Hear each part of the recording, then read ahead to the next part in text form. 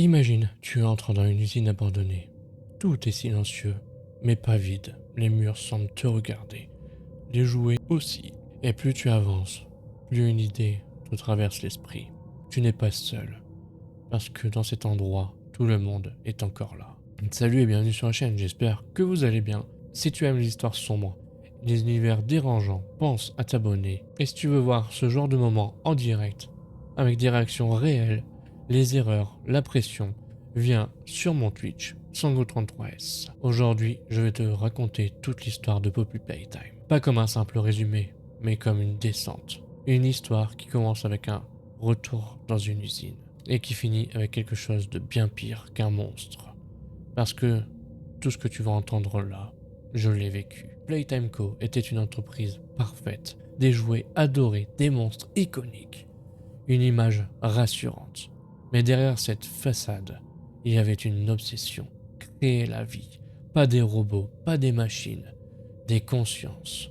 Le projet Bigger Body est né de cette idée. Des enfants et des employés ont été utilisés. Leur esprit était transféré dans des corps artificiels. Certains sont devenus des mascottes, d'autres des échecs. Et quelque part dans ce chaos, quelque chose a émergé. Le prototype. Chapitre 1. La première chasse. Tu reçois une lettre. Tu reviens dans l'usine. Au début, tout semble mort. Puis tu vois Huggy Wuggy. Il est immobile. Il sourit. Puis il disparaît. Et à partir de là, chaque pas devient dangereux. La poursuite commence.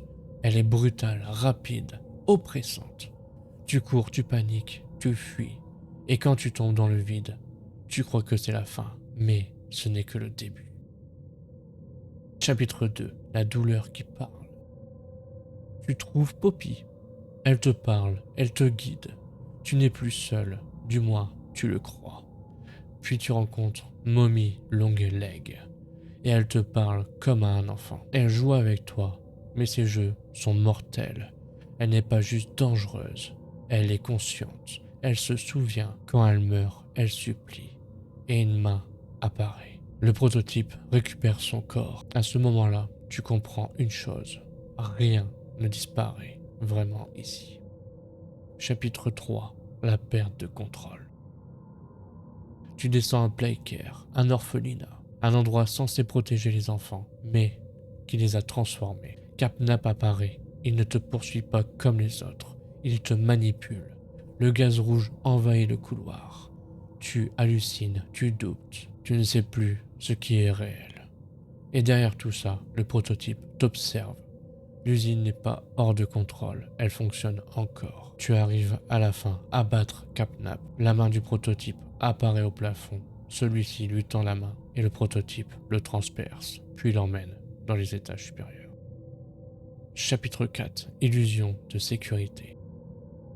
Puis tu trouves un refuge, Safe Haven, des jouets qui ne veulent pas te tuer. Kissimisi est là, blessé. Et Doé aussi. Pour la première fois, tu respires, mais cette sécurité est fragile. Le docteur contrôle une partie de l'usine, une intelligence froide, calculatrice. Mais pendant ce temps, Doé change. Il doute, il se méfie. Doé se brise. Ton allié devient ton ennemi. Il devient un boss. Tu es obligé de le combattre, et quand il tombe, tu comprends que même les alliés ne survivent pas ici. Chapitre 5. Le chapitre 5 commence sans transition. Pas de calme, pas de répit. Tu descends et tout de suite, tu sens que quelque chose est différent. L'air est plus lourd, les couloirs sont plus étroits. Et surtout, il est là, il revient. Huggy Wuggy, mais ce n'est pas celui du chapitre 1. Il est plus agressif, plus rapide, plus instable. La poursuite commence immédiatement. Tu cours, tu paniques. Les chemins sont plus complexes, moins lisibles. À un moment, tu te fais presque attraper. Et là, tu comprends que tu n'as plus le contrôle. Et l'attaque est si violente, tu te retrouves désarmé, comme si l'usine elle-même essayait de te ralentir. Après la fuite, le silence. Mais ce silence est pire, parce que tu vois, ce n'est plus une usine. C'est un cimetière. Des jouets détruits, des corps abandonnés, des expériences ratées. Certains sont encore debout, mais vides, comme si quelque chose les avait vidés de l'intérieur. La vérité du prototype. Plus tu avances, plus tu comprends. Le prototype n'est pas juste une créature. Il récupère les corps, les absorbe et les utilise. Tout ce que tu vois autour de toi fait partie de lui. Les morts ne disparaissent pas, ils servent. Le retour du docteur.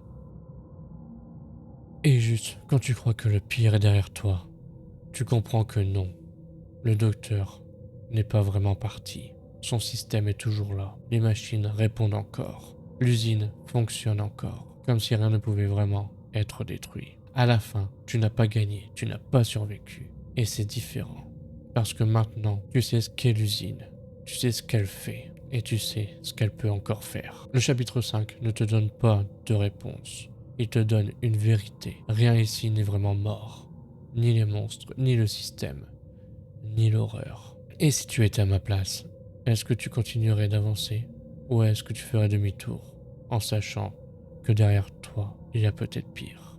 Et si tout ça n'était que le début? Parce qu'une chose est sûre, l'usine ne nous a pas encore tout montré.